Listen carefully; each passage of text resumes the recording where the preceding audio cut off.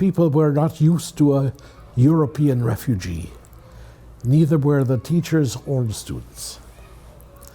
And we came from a different world. And I had just gone through all the miseries of Europe, and these people couldn't understand what I was talking about.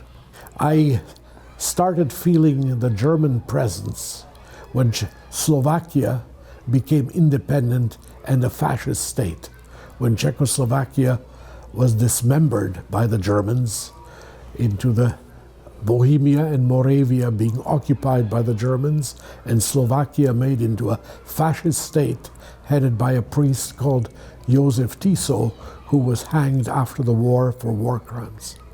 It motivated me in becoming active for democratic values, because the absence of democratic values caused me so much grief. I've been doing this, I've been doing it in the Jewish community, I've been doing it in the French community in particular, because at one time very few of the Jews in Montreal were involved with the French Canadians, and I was.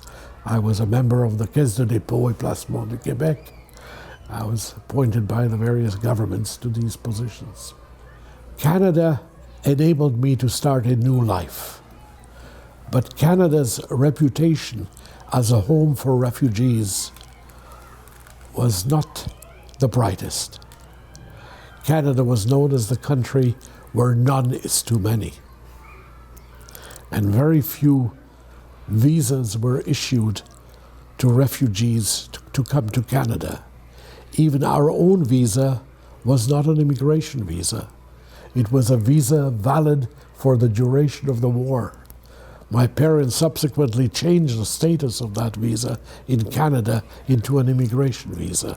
The worst part was the anti-Semitism in fascist Slovakia, when a fascist state was created with the help of the Nazis. And we were kicked out of school and we were beaten on the streets for being Jewish.